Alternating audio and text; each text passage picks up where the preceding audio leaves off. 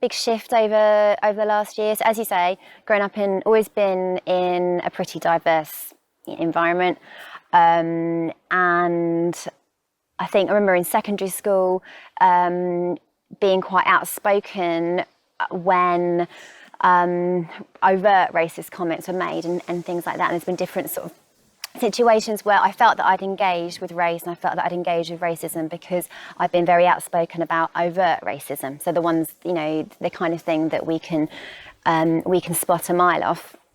And so you can feel, oh well, I've engaged with it. And I think over maybe about a year ago, I think I shifted from, Ben Lindsay describes a shift from colour blindness to colour consciousness. And there can be this idea that, if you are in diverse friendship groups, the most loving, the most helpful thing to say is, when I look at you, I don't see colour.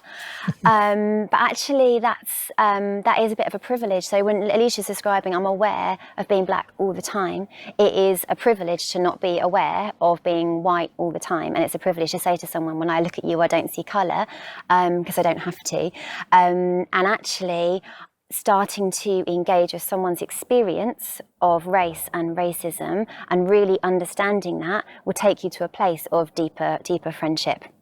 And, that can feel uncomfortable for someone from the beginning, but you kind of have to push through that feeling of feeling uncomfortable to get to a point of deeper relationships. I think also there's a shift from, if you've thought a lot about overt racism and then kind of part the conversation, hearing stories of actually subtle racism, institutional racism, so the smaller things, the comments around hair, like Daisy's just described, or the feeling of walking down the street, that kind of thing, having that called out and described is really helpful, because then you start to see it everywhere, and then you start to sort of see things through that lens and become aware. And I think there can be a maybe subconscious reluctance to do that, because no one wants to be seen to be racist. There's a fear of that because it's not socially acceptable.